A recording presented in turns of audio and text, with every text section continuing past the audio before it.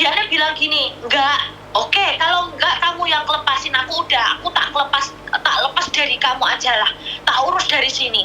Dia jawab gini, enggak semudah itu ngurus perceraian dari sana. Emangnya kamu punya uang berapa mau ngurus perceraian? Udah Miss, tak pendem. Oke lah, tak pendem Miss, tak pendem. Aku ngelihat anakku, kasihan lah ada anak. Sampai orang tua aku bilang gini, udah Dok, dipertahano, kalau bisa dipertahano, jangan cerai dulu lah. Aku orang tua ngasih tahu kamu, kalau kamu masih kuat jadi kuat, no, kalau nggak kuat ya udah, itu masalah kamu. Aku orang tua cuma doain yang terbaik. Itu ibu aku Miss. Oke, mungkin 1-2 kali tak pertahano Miss, udah Miss. Terus beberapa bulan lagi dia kayak gitu, katanya aku nggak pernah ada waktu telepon dia. Miss, majikanku yo maafan Miss, mosok yo aku melu wong liya harus teleponan sama dia 24 jam nonstop Miss. Paham kan enggak Miss? Ngerti, paham. Terus kalau aku di sini HP ku online Miss, wajar lah Miss kalau kita istirahat sebentar, kita lihat HP, bales chat dari teman-teman, bales chat dari ini dari itu. Masa dia harus chatnya harus diutamakan dibales? Yo jenuh lah Miss, yo enggak lah Miss. Masa bahas karo dekne sedih bahas apa Miss? Hal-hal gak penting Miss. Mesti sedih bahas ujung-ujungnya apa Miss? Duit Miss. Sedangkan kalau sama dia, kitanya itu mau chat atau telepon. Kalau sama dia tuh dianya minta aku mau habis selesai mandi sampai tidur sampai pagi itu harus teleponan sama dia 24 jam. Apa ya kuping iki ra bosok Miss, lot suwe nek HP-ne baterainya entek dicas terus kuping disumpeli handset apa ora mbledos Miss. Sedangkan aku satu kamar sama mbahku loh Miss. Kalau mbahku tiba, entah mbahku jatuh, entah mbahku gimana, apa aku nggak dituntut juga sama anak-anaknya Miss?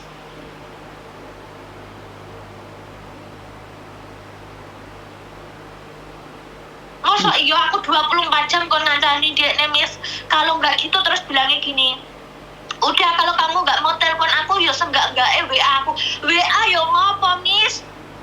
Aku wis mangkel Miss, kalau WA sedih bahas apa nggak penting dibahas. Ya mending ora lah Miss, mending aku telepon anakku ngomong karo wong tuaku. Bener ah Miss? Gini loh, sebenarnya suami itu lebih utama. Tapi bagaimana bisa mengutamakan suami jika dalam pembicaraan itu selalunya ada sakit. Jadi buat teman-teman jangan salah paham. Kalau menurut pendapat saya adalah suami itu lebih utama.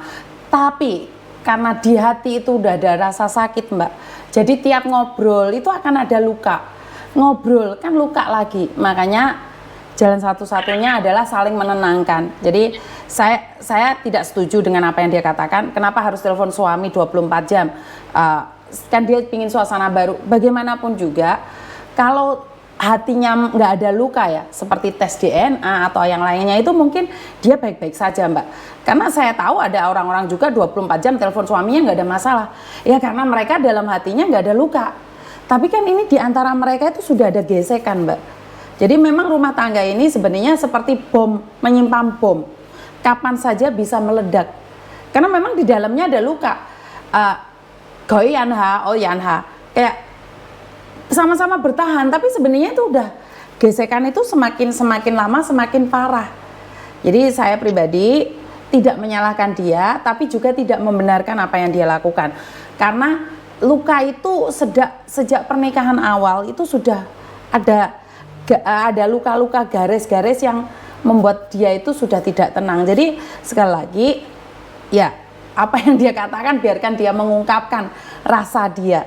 Jadi kita ada sebab ada akibat. Suami utama anak. Aku cerai Mbak belum tentu benar. Cerita belum tentu benar. Betul. Kok mau tamati atau Nduk? Sinyalmu jauh dibanting ya? Sinyalnya melu lara hati Miss. Betul. Jadi saya pribadi tidak akan menghakimi siapapun karena apa yang sama ceritakan itu belum tentu semuanya benar Nduk. Karena kamu hanya mengingat luka yang dia timbulkan, tapi mungkin kamu ada luka yang kamu timbulkan ke dia juga. Paham nggak? Jadi kan sama-sama nggak tahu nih, saya sebagai pendengar, kamu mengungkapkan lukamu. Tapi kan kita juga tidak tahu luka yang kamu akibatkan ke dia juga. Paham nggak maksud saya? Mungkin ada sedikit kamu nggak nguang dia, nggak ngergai dia sebagai laki-laki. Mungkin dia merasa terluka juga. Mungkin ya. Saya tidak menghakimi ya. Karena saya tidak ada di posisimu. Cuman memang yang saya sedikit sakit hati yang saya garis bawahi adalah mertua, baik-baiklah sama menantumu, karena seorang perempuan itu rela ikut anakmu meninggalkan keluarganya hanya ingin menjaga anak dari anakmu. Jadi mertua, saya mohon untuk penjelasannya. Penjelasannya nggak perlu dijelaskan sih. Maksudnya adalah orang jelasan nih, orang perlu dijelaskan. Orang perlu dijelaskan. Maksud saya adalah cintailah menantumu, karena bagaimanapun menantumu itu melahirkan anak dari anakmu. Jadi satu, yang kedua, seharusnya tidak perlu tes DNA. Tanyakan sama anak laki-lakimu apakah benar dia pernah bersama perempuan ini, dan jangan pernah menghina perempuan lain itu sebagai pelacur atau apapun. Yang ketiga adalah sebagai seorang suami, jangan menuduh seseorang selingkuh dulu, karena saat dituduh selingkuh itu sakitnya dalam banget. Lebih baik melakukan perselingkuhan dan dituduh nggak apa-apa, lah ini nggak melakukan dan waktu dituduh pun tetap tidak melakukan, itu akan menjadi beban mental ya. Jadi sebenarnya ini adalah pelajaran buat kita semua. Apa yang kita lakukan, apa yang kita berikan, kita sama-sama tidak tahu. Jadi saya tidak ingin menceritakan semuanya apa yang terjadi, karena tidak hanya Mbak Siti satu orang yang mengalami ya.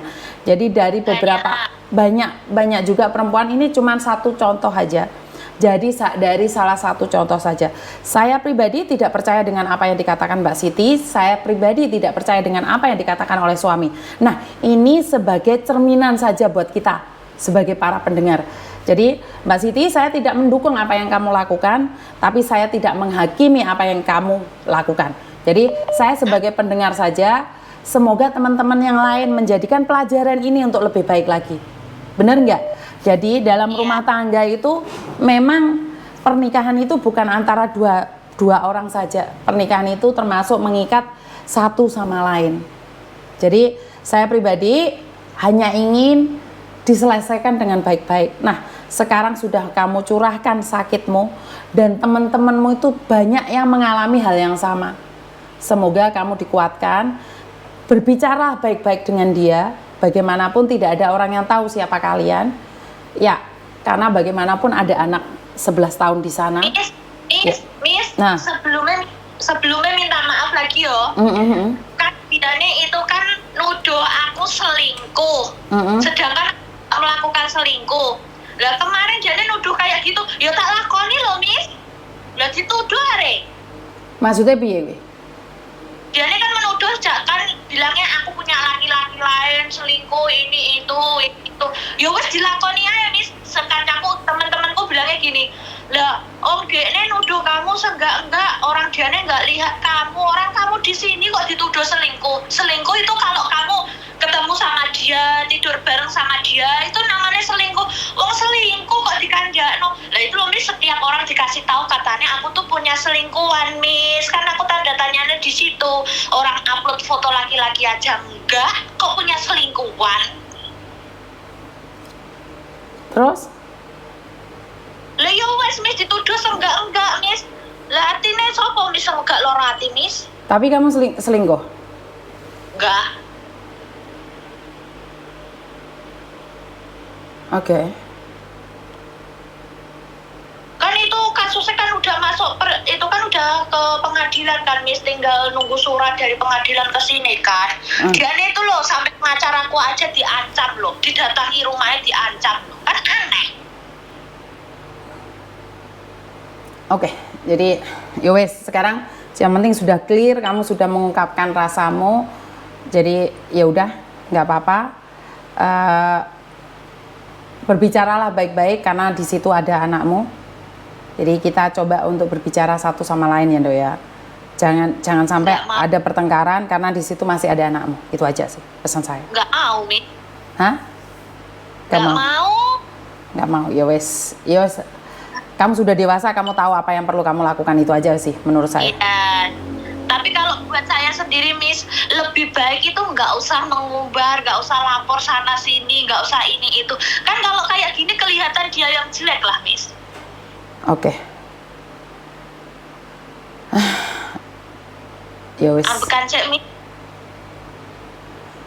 Yo. Saya nggak bisa ngomong wes. Intinya hati-hati aja karena iya. Kamu belum bercerai, kalau kamu punya laki-laki lain, yo lebih baik berhati-hati. Saya tidak no comment ya karena kamu sudah bersama Ya. laki-laki lain. Yes, hati-hati aja deh. Iya. Iya. Yes. Makasih, Miss. Oke, terima kasih. Ya, bye-bye. Bye-bye.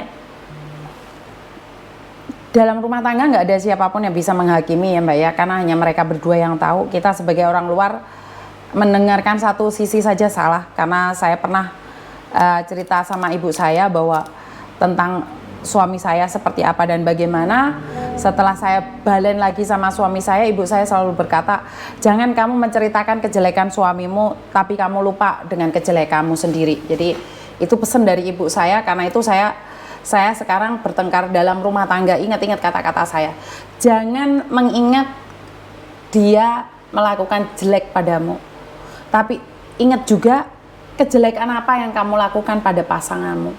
Karena itulah yang akan menimbulkan masalah. Kita selalu ingat kejelekan suami, tapi kita lupa kejelekan kita sendiri, bagaimana memperlakukan suami. Kan hanya kamu yang tahu Mbak, hanya kamu yang tahu. Saya tidak tahu, saya cukup sebagai pendengar. Jadi sekali lagi saya sendiri